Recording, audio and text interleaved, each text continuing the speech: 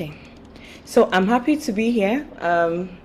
Thank you to my fellow One Young World ambassadors. I love the company that I'm in today, and I'm happy to meet Samuel first time, apart from WhatsApp. I'm happy to meet everybody. Thank you for taking our time. I'm going straight in. I have 25 minutes and we're starting now. So today we're going to run through a very quick look at what communication is, and why it's important for building your brand. What are the elements of a communication strategy? Basically, what you need to build, what you need to do before you build, how companies would create their effective comms strategy. Well, this I'm not going into because I also realize that the audience I have today is mostly of social entrepreneurs. So I would summarize in a way that would help you to work on maybe your personal brand and also communicating what your cause is. That's the cause that you support. I will touch briefly on what cause marketing is and how it's important for you to have a communication strategy for your cause if you have a company or your your NGO. Yes. Okay, so if we were to Google what communication means now, it would just say it's imparting or exchanging information by speaking, writing, or using some other medium, basic primary school stuff, right? What you need to take out of that is that communication has to impart a meaning, it has to leave a message, and there is a medium. So when Ahmed was talking, he had spoken so much about how there is so much going on social media now. Everybody is bamboozled, and that's the truth. For today's session, I'll be focusing on marketing communications. You can drop your message in the chat box. I can't see it. I would attend after we go through the slides. Okay, so marketing communications is how companies attempt to inform, to persuade, and to remind consumers about their products. So you see people telling you, I have a new product, or have you seen this product? Have you tried it recently? Or did you know that you could use this product apart from drinking it? You could also use it to, start your car engine. They are ridiculous stuff you see. And they don't do it by telling you directly. They do it with simple cues. It could be with an animation on social media. And you'll be like, oh, so I can actually use my Vaseline, for example, for something else. So, anyways, that's what communication is. It's to either inform you, to persuade you, or to remind you. That's what marketing communications does. So, in a sense, marketing communications represents the voice of the company or the voice of a brand. A good marketing communication strategy will strengthen your loyalty, and it will strengthen your brand power. If you listened to Ahmed and he talking about telling your story and why it is important, because if you don't, somebody else will. I think he had touched on telling your story also makes people remember you or know you for something, right? Now, I want us to do a quick exercise, and I'll go to the chat room just to see what people will say. If you wanted to do a campaign today, you're a doctor or you're not a doctor, you just want to start a Water for Life campaign, right? If you wanted to do a Water for Life campaign in Nigeria today, who would be the first Nigerian influencer you would pay to help you drive the communication? Just think of 2 minutes, please, or 1 minute. I have 21 minutes to go. Who would be the first Nigerian influencer you would call and say, this is the guy I'm paying? I'm looking at the chat. Okay, I don't know if it's because the first person typed Aproko Doctor, but yes, Aproko Doctor, right? Now think about it. Was it, I was going to say, was it the Holy Spirit that made you think about him? Did that name just magically appear in your eyes? No, he has talked so much about it. He has content daily reminding you of stuff. He's also going to be most likely the first person that you call to work with if you have any medical campaign, right? If you wanted to do for children, you have an idea of who you can go to or talk to or work with, and that is what marketing communication does, right? So I put this just to get us thinking about what would people call you for, right? What would a company think about you for? to work with for? What will somebody recommend you? Somebody will see an application and say, okay, I'm recommending this person. What will that be? So you can just have that at the back of your mind. Why is marketing communication important for brands? So I'm going to say this, and then we'll think about how that works for us as social entrepreneurs. For brands, we're thinking, one, to drive trial.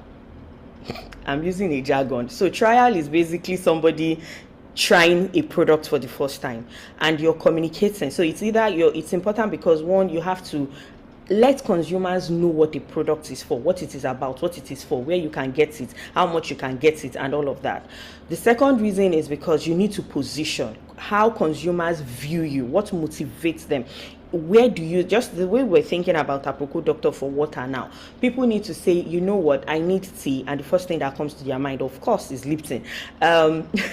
Associations, right? You're communicating frequently or in a way such that people start to associate you with something, right? I would associate tea with biscuits, for example. I would associate, you can think, I will give you one common one. Some people cannot take jollof rice without having Coke. It's an association. It's an association that the brand has built over time in this country, by the way. In some countries, it might be burger, but I'm just saying that there is a way that communication drives association such that when you think one, you actually are thinking the other, and somehow it starts to drive an association that forms unconsciously in the minds of the people that perceive you. Now, the last one will be brand power, and there are so many other reasons, by the way. I just summarized into this. This country, so what happens is the more you communicate, the more your brand's equity grows, right? The more you communicate, or relevantly, by the way, your communication strategy should truly help in establishing your brand in the memory of people, helping you with your brand's image, and driving, sales, your shareholder value, and all of that. That's what it is. As a social entrepreneur, your communication actually grows how fast or how much you become the first thought. So it's called top of mind awareness, right? I'd seen something, just an example. I'd seen someone put something on social media once about how, somehow my friends use other people for a particular, when they need to do something, and I do the same thing. I sell the same thing, but nobody ever remembers me, right? And that's a communication problem. They might be your friends. It doesn't mean that when they really, really, really, really need to deploy a particular campaign, you are the first person that comes to mind. You're not the first person that comes to mind because there is something wrong with the way you have positioned yourself. So that's why it's important that you have an effective strategy for yourself, how you present yourself to the public, to the people that you want to be presented to. Okay.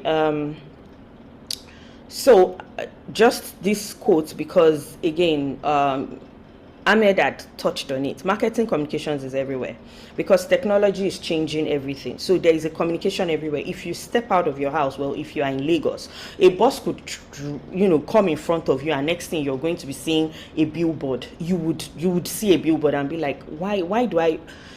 Unprovoked communication is around you. You just see a brand somehow. You didn't plan to. You're scrolling in your explore page because somebody somewhere has liked something. It pops up, and then you see. You're watching a skit, and somehow somebody infuses that there is a new app you can use to learn new languages just from a skit which you would normally enjoy. So that's what is happening today. Marketing communication is in almost every medium. It's everywhere. It's in the books we read. And so you must be creative in using technology to your advantage. You must be creative in making sure that you're taking advantage of the platforms you have to share your story, to share your cause, to put your brand's intent on the table. Hello, ma'am. Please, could you put up your slideshow because some participants can't see clearly? Oh, okay. Sorry. Um, I had I thought it was on slideshow. Oh, you could. Is it fine now? Yes, that's perfect. Thank you so All right. much. Cool. Okay. So, cause marketing. Yes. So, cause related marketing. I don't know if anyone has heard what that is before. I'm sure it's not necessarily defined as cause marketing, right? Some of us call it purpose marketing, but cause marketing is what the textbook meaning is. So cause related marketing is a marketing method where businesses align themselves with a social issue or social issues that are important to them and execute a campaign for it accordingly. Now, it is not CSR, is not corporate social responsibility. What many social entrepreneurs do when they are doing marketing and looking for investors behind something, you say, oh, what's the need, what's the monetary value? It's not monetary, right? That's what cause marketing is. You start to spread awareness on why it is important that people pay attention to their health, if there is this in their genetics and all of that. When a cause is close to your heart and you take it on and start to deploy campaigns effectively behind that cause, that's what cause related marketing is. You would see that corporate social responsibility or philanthropy or whatever is all of these donations you do, in cash, or support you make in cash, that then makes you tax exempt and all of that. It's a different ball game. Now, defining your cause properly helps you to build your brand positioning as a social entrepreneur. The reason I had put up the cause marketing and chipped it in is because if you understand how companies are positioned, how brands are positioned, and what their purposes are, if you can identify, for example, if you think Dove, that's an example of one of the many cause marketing related marketing I've seen that is always beautifully done. Yes, some issues here and then, but beautifully done. There is Dove's, what's it called now, Real Beauty campaign that goes on in different forms, but it's always at the center of campaigning that you cannot box a woman's beauty. Beauty is, every woman is beautiful in their own way. Everybody is beautiful, because it's not just men and it's not just women, it's men and women. Now, when you can identify companies as a social entrepreneur, you can identify the causes of particular companies or particular brands. For example, Lipton has a purpose of connecting people such that we overcome hidden loneliness. So you would understand that if you are big on mental health, you probably want to work with the brand. Do you understand? So as a social entrepreneur, it helps you filter people that you cannot work with and people that you can work with. Do you understand? So that's why I put this here. Now, how do you create your positioning? This helps you to actually form your communication. If you don't understand how you are positioned as a brand, as a person, if I, Motunrayo, for example, I don't understand my positioning in connecting women to their purpose and where I am, or how important it is to me, or why it is my cause, for example, I will not be able to create a communication strategy. I will just do touch and go. I'm on social media today, I use green today, I use yellow today, I use, the elements won't add up because I don't know who I'm talking to and I don't even know why I'm talking to them. So the first thing you want to do is look at who are you talking to. I'm using a brand, I'm coming from a brand context, so you might not want to read everything that is underneath, but I would relate it to what it takes when you're working as a social entrepreneur, or you're working as a social entrepreneur. So you want to know who you're talking to in two ways in your case, because there is who you are talking to as who you are making an impact on, who you are helping, let me use that word, and there is who you are talking to that is who you need support from, who you need sponsorship for. And I think you would need to define both, and it would impact on how you present yourself, right? How you present your blueprint. What is your social blueprint? Somebody said, Ahmed, I said you should Google yourself. So if you look at the dots that connect to you, it should be consistent, right? Such that it appeals to who you are talking to on both layers. Okay, now where do you stand compared to everyone else talking on this topic? This is just a sort of self-awareness. In brand marketing, we would do a brand audit, right? You would understand where you actually are. Who is the person that owns the market space? Is it you or is it somebody else, right?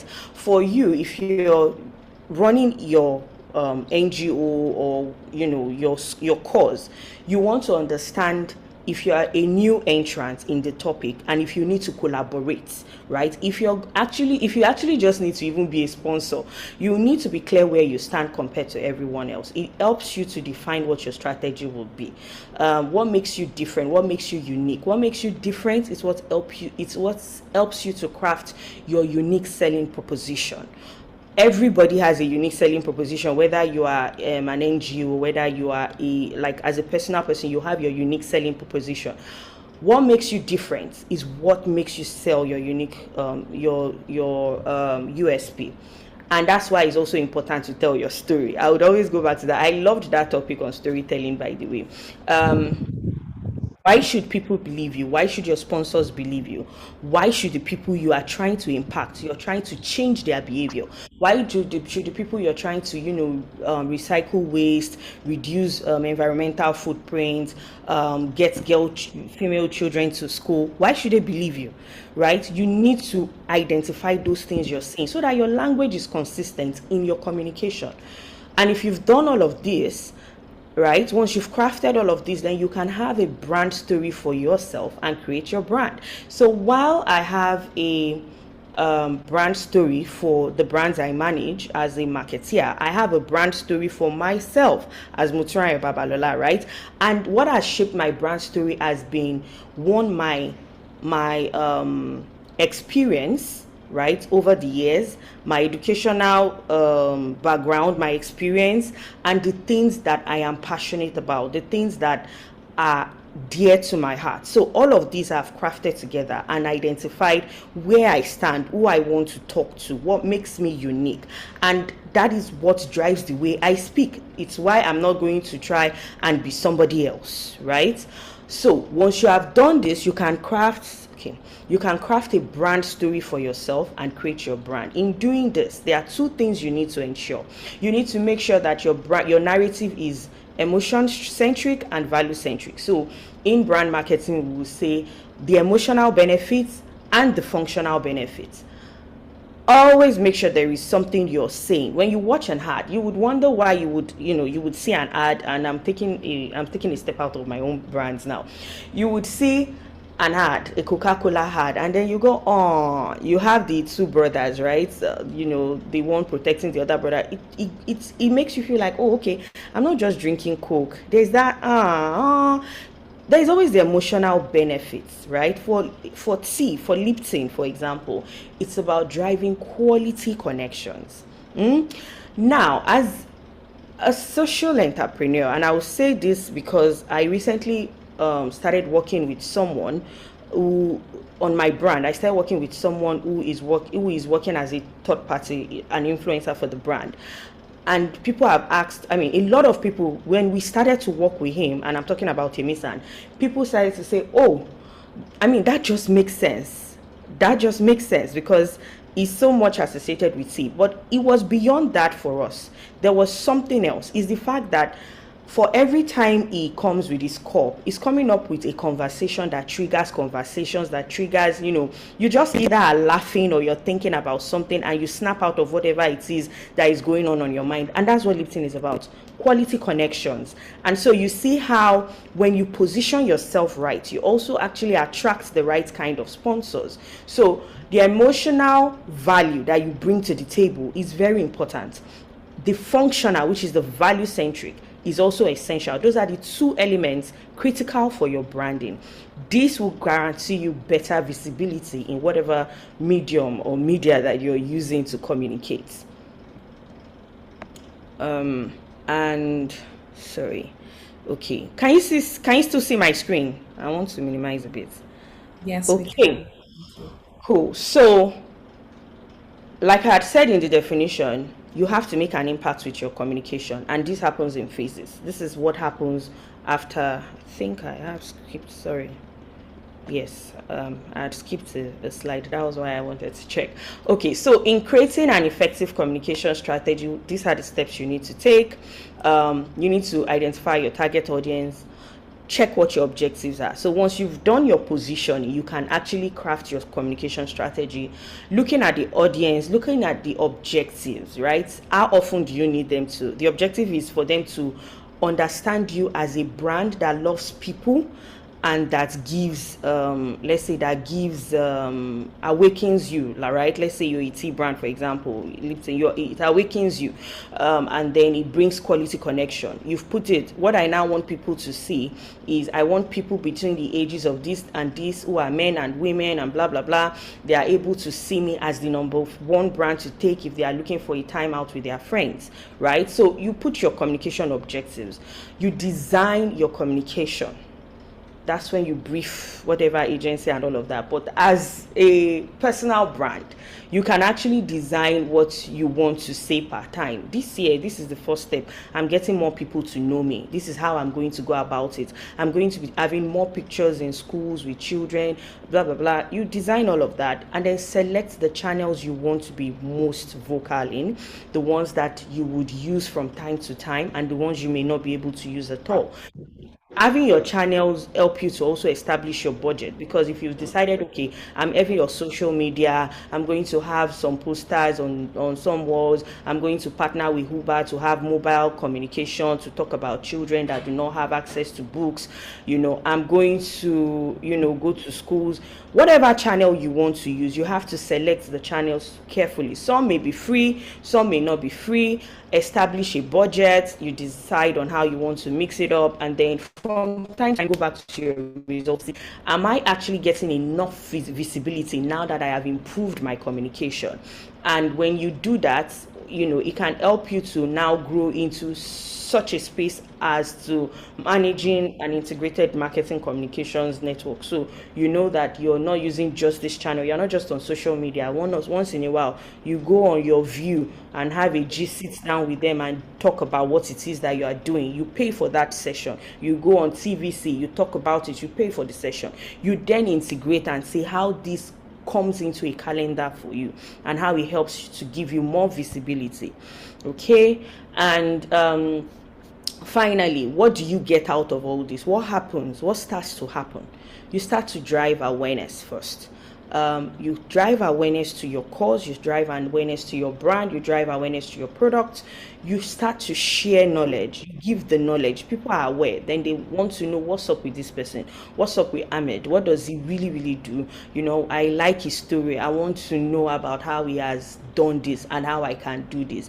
And then they seek you out, they get the knowledge, and then there's the liking. I like, okay, yeah, I like what this person is doing. Maybe when it's time, maybe when it's the holy month, maybe I'll partner with this person to get to more mosques. Maybe I'll partner with this person to get to more rural areas, like, right? And then you become the preferred person, you become the preferred brand, you're the one they start to choose above other brands or above other people. You become the go-to person, and there's a conviction, like, I'm definitely working with you. And then there's purchase. I am using the regular brand life cycle of what happens when you've done your communications effectively over a period of time. And that is how it's supposed to be. You get to a point where you are selected at every point in time because you have been able to communicate effectively. Thank you very much. If you have any questions, I'm on standby to take them. I'm hoping that this was as impactful to everyone that was on this call.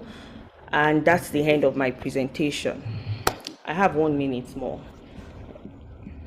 Wow, thank you so much, Motunrayo. This was amazing. There were so many great comments in the chat. I'm leaving my slideshow now.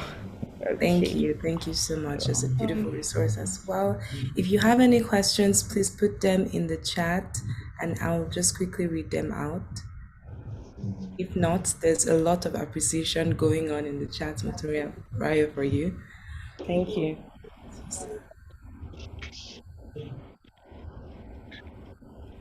So I'll just give some extra 30 seconds to somebody to type their question.